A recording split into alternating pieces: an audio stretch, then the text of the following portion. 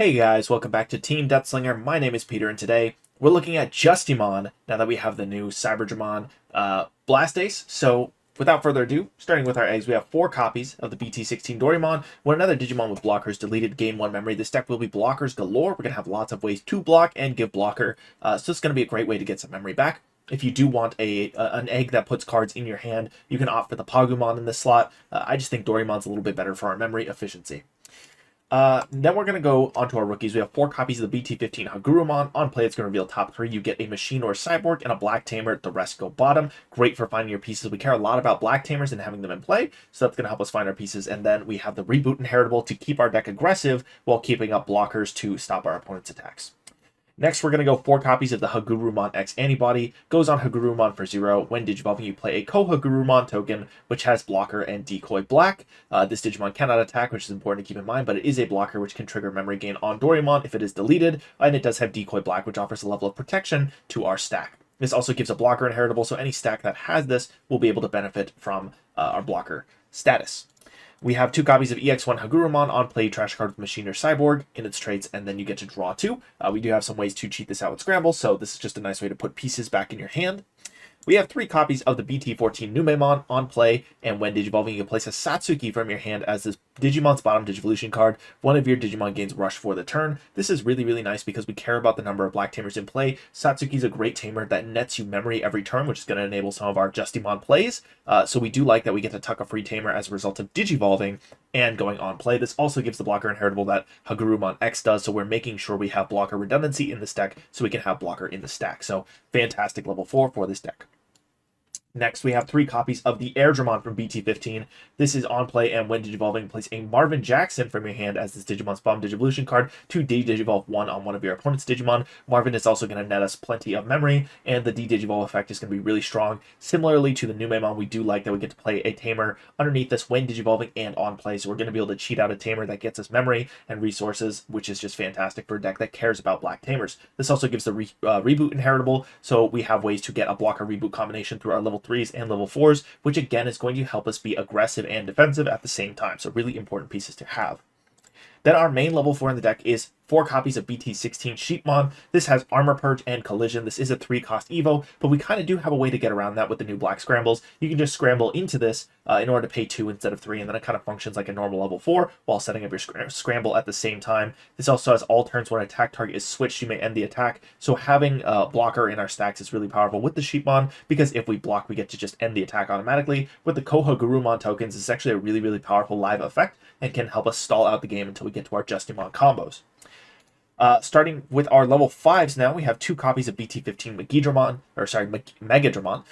On play, when digivolving, reveal the top 3 cards of your deck. Among them, place a Machine, Cyborg, or SOC trait card as this Digimon's bottom Digivolution card. Add 1 to the hand and trash the rest. This is super fantastic because we basically have the opportunity to net more free tamers off of this card and potentially tuck a second de-digivolve inheritable underneath this stack. Finds us a piece to add to our hand as well, because we can grab the Marvin Jackson if we need it to set up for an Airdramon de-digivolve effect, or just grab us a different piece if we need it.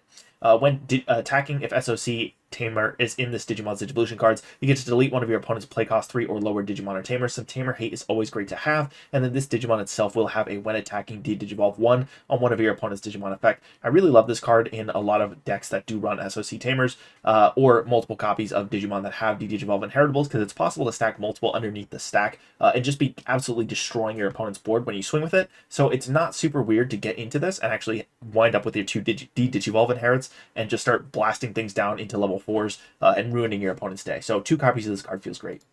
And then we have 4 copies of the new Cyberdramon Ace. This is on play, and when digivolving, reveal the top 5 cards of your deck. You get to play a black tamer with play cost 4 or less among them without paying the cost. The rest go top or bottom, and then if you have a tamer, de-digivolve 1 of your opponent's Digimon. Your when attacking will then de-digivolve 1 of your opponent's Digimon. So this is fantastic for a number of reasons. The first, this digs 5 deep and plays you a Tamer for free. Along with our level 4 in the stack, it is possible to be netting our 2 free Tamers by the time we get into this. And then we're going to get to fix our top 5 by putting them back in any order, top or bottom. So if you don't see what you need in your top 5, you can put them bottom. Or if you do have cards you need, you can then fix your top 5 in whatever order you want after you're getting your Tamer. So this is just a really powerful tool for fixing top deck, getting resources, and de-digivolving your opponent's board. Lastly, we're going to go 2 copies of EX5 Etemon. On play and when digivolving until the end of your opponent's turn, one of your opponent's Digimon gets minus 3k and gains start of your main phase. This Digimon attacks. This has an inheritable where when an opponent's Digimon attacks, you reveal top 3. You can play a black or yellow Digimon card with a play cost of 3 or less among them without paying the cost, trash the rest. What we really care about here is forcing the opponent's Digimon to attack. We are going to be running copies of ShadowSeraphimon Ace. We do have the blocker inherits, and we do have ways to end attacks with the Sheepmon. So by doing this, we can actually force our opponent to lose some of their attacks on their turn, or blast Ace into the ShadowSeraphimon Ace and get rid of an imposing Digimon on the opponent's board. For our level 6s, we have 3 copies of the BT11 Justimon Accel arm. This is 4 on a level 5, or 1 if the name contains Justimon, so this can go on top of our Blitz arm. It has when digivolving by returning a level 6 Digimon card without Accel arm in its name from this Digimon's Digivolution cards to its owner's hand. This Digimon gains security attack +1 and piercing for the turn. When attacking, if you have a Tamer in play, this Digimon can digivolve into a card with Justimon in its name other than Accel arm, so you're looking to evo into Blitz arm, in your hand for a cost of 2, ignoring its Digivolution requirement. If you haven't seen this card before, it is a combo piece with Justimon Blitz arm.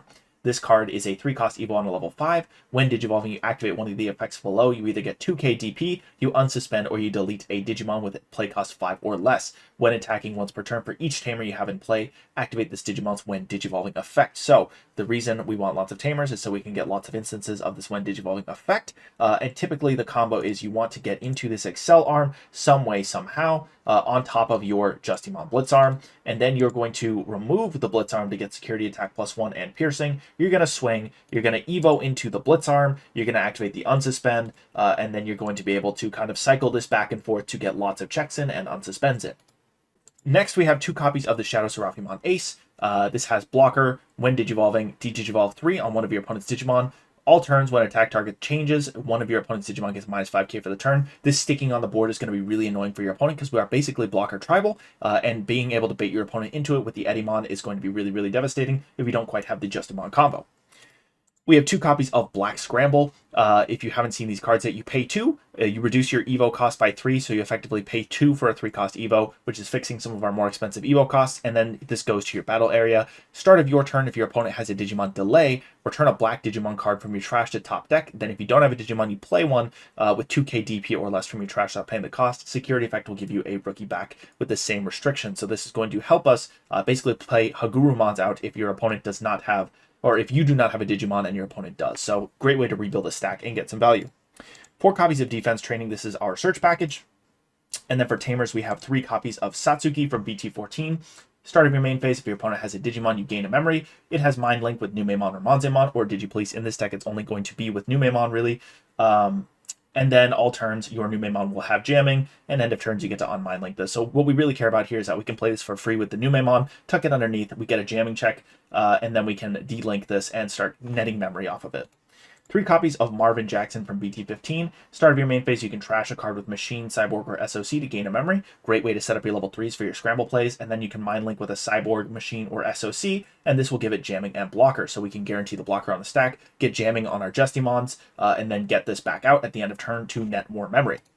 And then we're rounding it out with 2 copies of EX2 Kazu. Start of your main phase, if you have a Cyborg or Machine, you gain a memory, and then all turns when a Digimon with Cyborg or Machine in its traits becomes suspended, you can suspend this Tamer to draw a card and then trash a card. So this is going to help us find our pieces, as well as gain us memory. So that is it for my Justimon deck profile with the new LM set. The Cyberdramon really helps the deck out quite a bit, along with the ShadowSeraphimon. So let me know what you guys think in the comments down below. Thank you guys for watching. Have a great day.